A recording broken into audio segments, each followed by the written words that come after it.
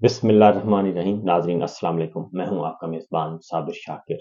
تازہ ترین خبروں، اطلاعات اور تبصروں کے ساتھ پاکستان کے حالات و واقعات اور سیاسی صورتحال کا لیتے ہیں جائزہ۔ آج ہے 20 اکتوبر اور سوموار کا دن۔ Army chief general Asim Munir صاحب کے صرف 38 دن باقی ہیں، 38 ڈیز، اور ان 38 دنوں میں بہت کچھ کروانے کی کوشش کی جائے گی اور معاملات طے کرنے کی کوشش کی جائے گی، اور پیپلز پارٹی کے ساتھ الگ ڈیل بنانے کی کوشش کی جائے گی، مسلم لیگ نواز کے ساتھ الگ ڈیل کرنے کی کوشش کی جائے گی۔ بالکل وہی پیٹرن ہے جو جنرل قمر جاوید باجوہ صاحب نے اختیار کیا تھا۔ ایک طرف وہ عمران خان سے ایکسٹینشن مانگ رہے تھے اور دوسری طرف وہ تحریک عدم اعتماد لا رہے تھے، اور تحریک عدم اعتماد کے بعد بھی، رجیم چینج آپریشن کے بعد بھی، جب ان کو یقین ہو گیا کہ مسلم لیگ نواز ان کو ایکسٹینشن نہیں دے گی، وہ پھر دوڑے ایوان صدر کی طرف اور پھر عمران خان صاحب کے ساتھ معاملات طے کرنے کی کوشش کی، لیکن وہ ہر طرف اپنے گھوڑے دوڑا رہے تھے۔ ملک احمد خان صاحب کے ذریعے بھی گھوڑے دوڑائے جا رہے تھے، خواجہ آصف صاحب کے ذریعے بھی، شاہد خاقان عباسی صاحب کے ذریعے بھی، اور بھی بہت سارے لوگ تھے جو اس میں بیچ میں پڑے ہوئے تھے، اور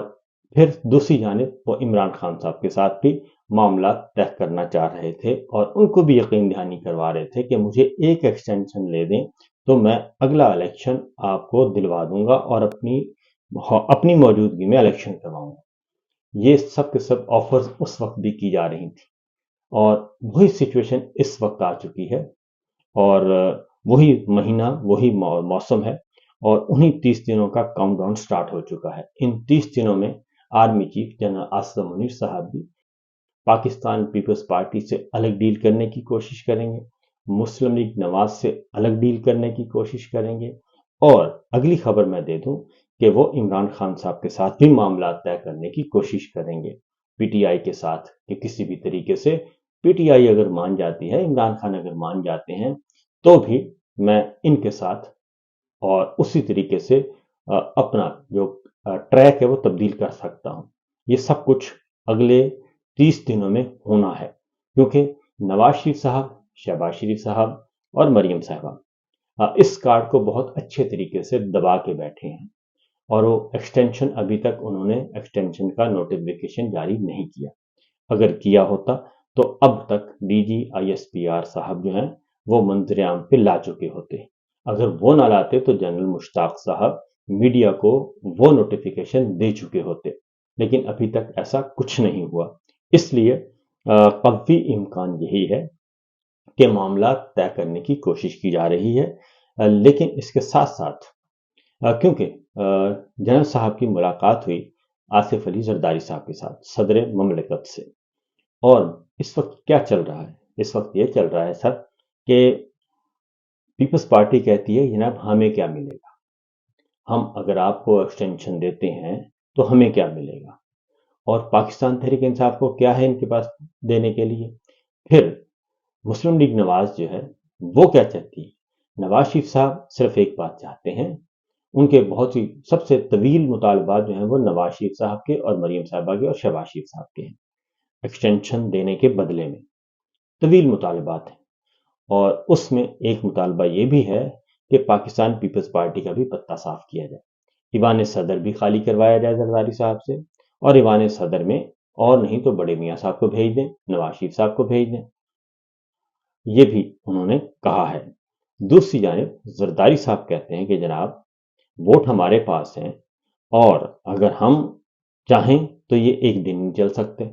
تو اس لیے ہمیں کیا ملے گا؟ پھر یہ ہے کہ ایکسٹینشن کے بدلے میں مریم صاحبہ کو وزیر اعظم بنانا، یہ دوسرا مطالبہ ہے، دوسرا بڑا مطالبہ، کہ ہم آپ کو ایکسٹینشن دیں گے لیکن پھر اگلا الیکشن آپ کروائیں گے، اور خود کروائیں گے، اور قبل از وقت بھی کروایا جا سکتا ہے، اور مریم صاحبہ کو پرائم منسٹر بنا دیں۔ یہ ان کی طرف سے دوسرا بڑا مطالبہ ہے۔ پیپلز پارٹی یہ کہتی ہے کہ جناب زرداری صاحب وہ کہتے ہیں میری بھی خواہش ہے، میرے دل میں بھی یہ خیال مچل رہا ہے کہ میں اپنی ہی زندگی میں اپنے بیٹے کو وزیر اعظم بنواؤں، تو لہٰذا یہ سارے انڈے آپ نے ان کی ٹوکری میں ڈال دی ہیں، نون کی ٹوکری میں، کچھ انڈے وہاں سے اٹھائیں اور ہماری طرف آئیں۔ یہ بھی کیا جا رہا ہے، اور پاکستان پیپلز پارٹی پاکستان تحریک انصاف کے ساتھ بھی معاملات طے کرنے کے لیے تیار ہے۔ اس لیے ان کے درمیان دوری ہو گئی تھی اور ایک دوسرے کے خلاف بہت زیادہ بیانات آپ نے دیکھا۔ اس میں مریم صاحبہ کو یہ زوم ہے اور وہ ان کا زوم درست ہے کہ ہمیں جنرل عاصم منیر صاحب کے ہوتے ہوئے فی الوقت کوئی بھی خطرہ نہیں ہے، اور جنرل صاحب جو ہیں عاصم منیر صاحب نہ ہی عمران خان کو پسند کرتے ہیں اور نہ ہی پیپلز پارٹی کو پسند کرتے ہیں، اور یہ چیزیں آ چکی ہیں۔ اور رانا ثناء اللہ صاحب تو واضح طور پر کہہ چکے ہیں کہ آئندہ کی وزیر اعظم کے لیے مریم صاحبہ سے بہتر کوئی اور ہو ہی نہیں سکتا۔ تو یہ سب کچھ پیرالل چل رہا ہے۔ تو ان حالات میں ایک کوشش کی جا رہی ہے کہ کسی بھی طریقے سے 27th امینڈمنٹ 27ویں ترمیم کر لی جائے۔ اس کی وجہ یہ ہے کہ ابھی تک سپریم کورٹ اور اعلیٰ عدلیہ مکمل قابو میں نہیں ہے، اور آئینی بینچ غیر آئینی طور پر آئینی بینچ بنا کر بھی ابھی تک سچویشن انڈر کنٹرول نہیں ہے۔ ابھی بھی جو ججز ہیں، آنریبل ججز، وہ موجود ہیں سپریم کورٹ میں، آزاد منچ ججز ہائی کورٹس میں بھی موجود ہیں، اور ان سے بھی ابھی تک چھٹکارا حاصل نہیں کیا جا سکا۔ حاجی امین صاحب اینڈ کمپنی اور جنرل یحییٰ، جسٹس یحییٰ تقریباً وہی، اور ان کو وہ بھی ابھی تک سچویشن کو اس طریقے سے قابو میں نہیں کر سکے۔ اور پیرالل کچھ ایسے وائبز آ رہی ہیں کہ مختلف جگہوں پہ جو خاص طور پہ فالٹ لائن ہمارے سسٹم میں موجود ہیں، اور وہ کسی وقت بھی اکٹھی ہو سکتی ہیں، اور اگر طلبہ اور وکلاء اور تاجر طبقہ، کسان اور اس کے بعد سیاسی کارکنان، اگر یہ سب اکٹھے ہو گئے اور پھر یہ جو قتل عام ہوا ہے سانحہ مرید کے ٹی ایل پی کے خلاف، تو اس کے بعد مذہبی جماعتیں بھی، ان کے بھی کان کھڑے ہو گئے ہیں کہ آج ٹی ایل پی کی باری ہے تو کل کو ان کی باری ہوگی۔ آج ان کی مسجدیں اور مدرسے سیل کیے جا رہے ہیں، کل کو ان کی مسجدیں اور مدرسے سیل کر دیے جائیں گے۔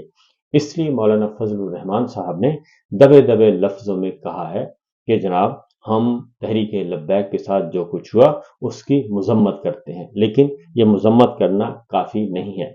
فی الوقت اہل سنت والجماعت بریلوی اسکول آف تھاٹ جو ہے وہ نشانے پر ہے، اور ان کے مزارات، ان کے دربار، ان کی مساجد، ان کے مدارس۔ تو آگے چل کر یہ معاملہ اور بھی گڑبڑ ہو سکتا ہے۔ اس لیے یہ بھی ایک فالٹ لائن موجود ہے جس کو ہم بارودی سرنگیں کہہ سکتے ہیں، وہ سسٹم میں جگہ جگہ پڑی ہیں، اور وہ کسی وقت بھی اس پہ جیسے جیسے پاؤں آتا جائے گا تو نقصان انہی کو پہنچے گا۔ اس لیے ان حالات میں ایک اور کوشش کی جا رہی ہے، اور وہ ہے کہ 27th امینڈمنٹ 27ویں آئینی ترمیم پوری کر لی جائے، اور اس میں جو قصر رہ گئی ہے جوڈیشری کو قابو کرنے کی، وہ جو معاملات ہیں وہ اس میں کر لیے جائیں، اور وہاں پہ ایک اور ایفرٹ کی جائے، اور اس میں یہ جتنے بھی آزاد منچ ججز ہیں سپریم کورٹ آف پاکستان، اس کا بھی رول بیک کر دیا جائے اور اس کو بھی فارغ کر دیا جائے، اور وہاں پہ مکمل طور پر ایک کانسٹیٹیوشنل کورٹ آ جائے۔ اور اس کا اظہار سپریم کورٹ بار ایسوسی ایشن کے جو حالیہ انتخابات ہوئے ہیں اس میں ہارون رشید صاحب جیتے ہیں، اور وہ ہیں ایسن بھوم، اعظم نذیر تارڑ اینڈ کمپنی، ان کے نمائندے ہیں، اور ان کو جتوانے کے لیے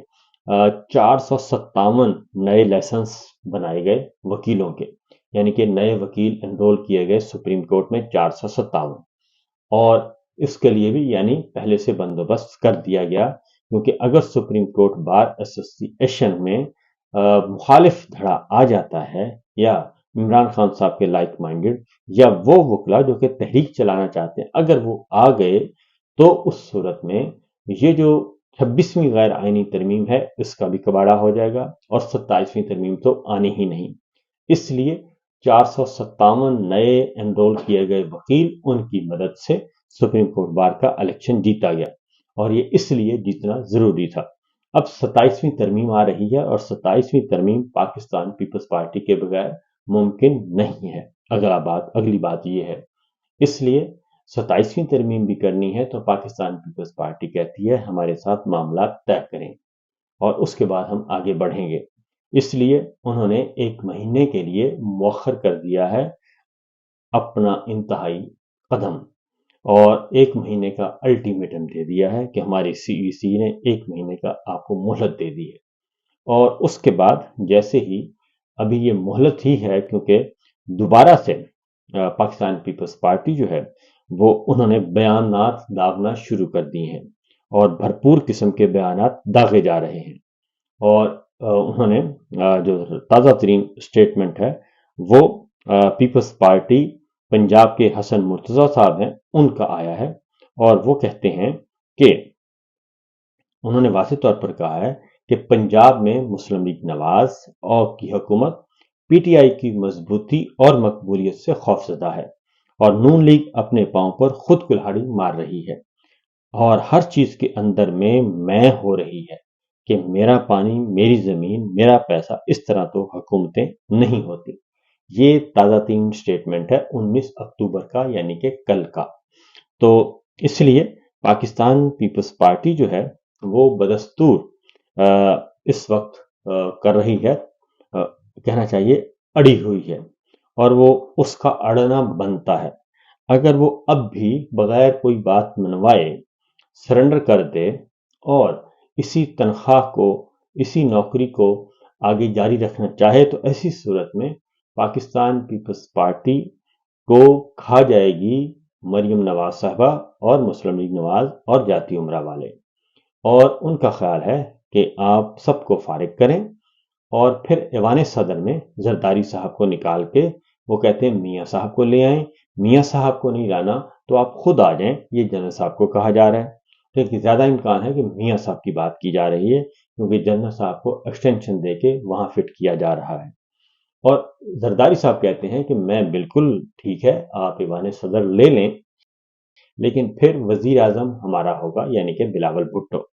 وزارت عظمیٰ پیپلز پارٹی کو دے دی جائے، ایوان صدر آپ لے لیں، نواز شریف صاحب کو لے آئیں، ہمیں کوئی اعتراض نہیں، آپ نے خود آنا ہے آپ آ جائیں، لیکن پھر یہ اس طرح سے ڈیل ہوگی۔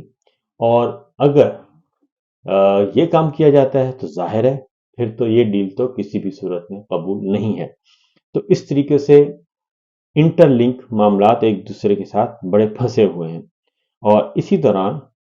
یہ ایک اور کالم آ گیا ہے، جاپان سے سہیل وڑائی صاحب نے برسلز میں ایک کالم لکھا تھا، ان کو بلایا گیا تھا آرمی چیف جہاں منیر صاحب کی تقریر سنانے کے لیے۔ وہ تقریر انہوں نے سنی اور اس کے بعد وہ رپورٹ کر دی، کچھ ہیلو ہائی بھی ہوئی ان کے ساتھ، گپ شپ بھی ہوئی، وہ بھی رپورٹ کر دی۔ وہ رپورٹ جو ہوئی وہ اس طرح سے نہ ہو سکی، بلکہ ایک اور غصہ ہے سہیل وڑائی صاحب پہ کہ انہوں نے تقریر جو ایک کالم تو لکھ ہی دیا، لیکن ساتھ ہی جو آف دا ریکارڈ گفتگو تھی وہ ساری کی ساری انہوں نے زرداری صاحب کو بھی پہنچا دی اور نواز شریف صاحب کو بھی پہنچا دی، اور انہوں نے کہا کہ یہ بھی گڑبڑ ہونے والی ہے، اپنا بندوبست کر لیں۔ تو اس کے بعد سہیل وڑائی صاحب ابھی تک پاکستان سے باہر ہیں اور وہ واپس نہیں آ سکے۔ انہیں کہا جا رہا ہے کہ آپ پہلے معذرت کر لیں، لیکن نہ ہی وہ انہوں نے معذرت کی ہے۔ وہ جو ٹھنڈی میٹھی معذرت کرنی تھی وہ کر لی، لیکن وہ کہتے ہیں کہ نہیں، آپ پوری گفتگو، پوری معذرت کریں، پوری معافی مانگیں۔ تو بہرحال ان کا ایک اگلا بھی آ چکا ہے کالم، اور اس میں بھی وہ فرماتے ہیں کہ موجودہ سیٹ اپ جو ہے وہ اگلے وزیر اعظم کے لیے کوشش کی جا رہی ہے کہ مریم نواز صاحب ہوں اگلے وزیر اعظم، اور اس کے لیے حکومت جو ہے وہ عہدے کے امیدوار جو ہیں حکومت میں بیٹھے ہیں، بلاول بھی وزارت عظمیٰ کا امیدوار ہے۔ تو اس لیے وہ کہتے ہیں کہ عمران خان صاحب کا جو معاملہ ہے، خاص طور پہ عمران خان صاحب کے بارے میں وہ کہتے ہیں کہ تو دوسرا انہوں نے کہا کہ اہم معاملہ ہے عمران خان کا، اور عمران خان کی زندگی اور سیاسی مستقبل کا ہے اصل معاملہ۔ یہ فیصلہ بھی کبھی نہ کبھی کرنا ہوگا کہ کیا عمران خان کو اس طرح جیل میں رکھ کر عدم استحکام کا رسک ہمیشہ برقرار رکھنا ہے، یا اس معاملے کے حل کے لیے کوئی راستہ موجود ہے۔ اب یہ یہاں سے معاملہ جو ہے نا وہ گڑبڑ ہو جاتا ہے۔ سہیل وڑائی صاحب بالکل جرنلسٹ ہیں، لکھیں، بہت لکھیں، لیکن وہ کہتے ہیں کہ عمران خان کو اس طرح جو ہے وہ سیاسی مستقبل کے بارے میں انہوں نے کہا جی جیل میں رکھ کے عدم استحکام، یعنی کہ عمران خان صاحب کو وہ کہہ رہے ہیں کہ یہ عدم استحکام کا رسک ہے، یعنی کہ انسٹیبلٹی جو ہے، انسٹیبلٹی پاکستان میں، عدم استحکام جو ہے، جو ہلہ گلہ ہے، جو اس وقت جعلی رجیم نہیں چل پا رہی، اس کے ذمہ دار عمران خان صاحب ہیں۔ حالانکہ دیانتداری کا تقاضا یہ ہے کہ اصل ذمہ دار اس ساری رجیم چینج آپریشن کے بعد، اس ساری فسطائیت کے بعد، اس ساری بدترین معاشی حالت کا ذمہ دار اگر کوئی ہے تو وہ حکمران ٹولہ ہے۔ ایک قیدی جو جیل میں بیٹھا ہے، وہ جو الیکشن جیت چکا ہے، وہ عدم استحکام نہیں کر رہا، کیونکہ اس کو تو آپ نے جیل میں ڈالا ہوا ہے۔ 3.5 سال سے آپ سیاہ و سفید کے مالک ہیں، تو وڑائی صاحب سے میں یہ ضرور کہوں گا کہ جناب اپنا رخ انور اگر صحیح طرف رکھیں گے تو آپ کو پذیرائی ملے گی، آپ کو جو ہے وہ حقائق بیان کرنے پہ لوگ خوش ہوں گے، مطمئن ہوں گے۔ لیکن یہ کہنا کہ اس عدم استحکام کا رسک جو ہے وہ عمران خان ہے، یہ درست نہیں ہے، اور اسی لیے وہ کہتے ہیں کہ اب ان کا فیصلہ کرنا ہے کہ ان کو ہمیشہ جیل میں رکھنا ہے یا پھر کوئی اور راستہ ہے۔ اب کوئی اور راستہ اللہ نہ کرے وہ کیا ہو سکتا ہے؟ تو اس لیے میں کہتا ہوں کہ آپ کے مسائل آپ کے ہیں، حکومت ناکام ہو رہی ہے، عمران خان جیل میں ہے اور ان کی پارٹی کو آپ نے لگایا ہوا ہے ٹھکانے، اور پھر آپ یہ کہیں کہ عدم استحکام کے ذمہ دار بھی عمران خان صاحب ہیں۔ میرا خیال ہے کہ اس پہ ذرا تھوڑا سا دیانتداری کا مظاہرہ ہمیں کرنا چاہیے۔ اس کے بعد ہے جی اگلی بات، اب یہ کر کیا رہے ہیں، یہاں پہ ایک پھر اگلا آپ کا جو ہے وہ لبیک والا معاملہ ابھی تک موجود ہے۔ یہ میرے سامنے ایک رپورٹ پڑی ہے کہ پنجاب میں حالیہ پولیس مقابلوں میں نمایاں اضافہ ہوا ہے، اور یہ انسانی حقوق کمیشن نے اس بارے میں سوال اٹھایا ہے اور انہوں نے تشویش کا اظہار کیا ہے، اور یہ اعداد و شمار ہیں جی جنوری 2025 سے اب تک کے، اور انسانی حقوق کمیشن پاکستان یہ کہتا ہے کہ 500 سے زیادہ مبینہ طور پہ مقابلے ہو چکے ہیں، پولیس مقابلے، جن میں 670 سے زیادہ افراد ہلاک ہو چکے ہیں شہری، اور جو ملک کے دیگر تمام صوبوں کے مقابلے میں سب سے زیادہ ہیں۔ سندھ میں اتنے پولیس مقابلے نہیں ہوئے، بلوچستان میں نہیں ہوئے، خیبر پختونخوا میں نہیں ہوئے، کشمیر میں نہیں ہوئے، گلگت بلتستان میں نہیں ہوئے، پنجاب میں یہ جو پولیس مقابلے ہو رہے ہیں اور کروائے جا رہے ہیں، بلکہ میں تو یہ کہوں گا مبینہ طور پر یہ جعلی پولیس مقابلے ہیں، اس میں 670 بندے مارے گئے ہیں۔ وہ مجرم ہیں تو ان کو عدالت میں پیش کریں، اور پیش کر کے قانون کے مطابق ان کو سزائیں دلوائیں اور مضبوط مقدمہ بنائیں۔ اور اس میں یہ جو معاملہ ہے ماورائے عدالت قتل کا، یہ پنجاب اس وقت نمبر 1 پہ جا رہا ہے۔ اور اس کے بعد اگلی خبر جو ہے، ایک خبر جھوٹ بولا گیا، غلط بیانی کی گئی، اور ان کو کسی نے بتا دیا کہ پنجاب میں جو سیلاب آیا ہے اس کی وجہ سے اس دفعہ سموگ کم ہوگی۔ یہ کسی بیوقوف نے ان کو بتایا، اور انہوں نے پہلے سے کہنا شروع کر دیا کہ ہم نے سموگ کے لیے بڑا بہترین بندوبست کیا ہے، بڑے انتظامات کیے ہیں، اس سال سموگ نہیں آئے گی۔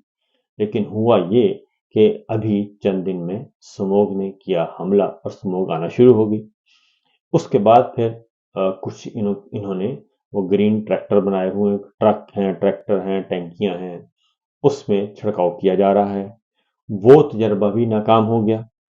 اور وہ کس نے بنوائے، کہاں سے آئے، کس ملک کی ٹیکنالوجی ہے ابھی کچھ پتہ نہیں ہے، یا پھر ہمارے خرادیوں سے کہا گیا کہ آپ بنائیں اور اس طریقے سے ڈبل منافع کمائیں، اس کا ابھی تک کچھ اندازہ نہیں ہے۔ تو انہوں نے کہا جی یہ تو سارا کام ہو گیا ہے۔ اب ذرا دیکھیے کہ میرے سامنے پڑا ہے یہ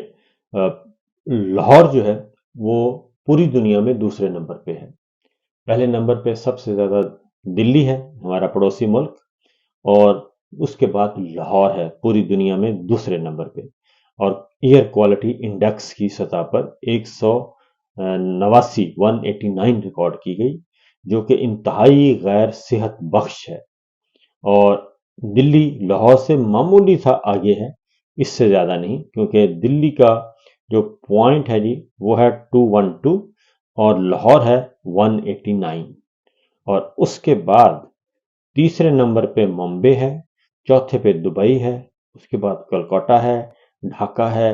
جکارتا انڈونیشیا ہے، ہنائی ہے، لیما ہے، اور پھر کویت سٹی ہے۔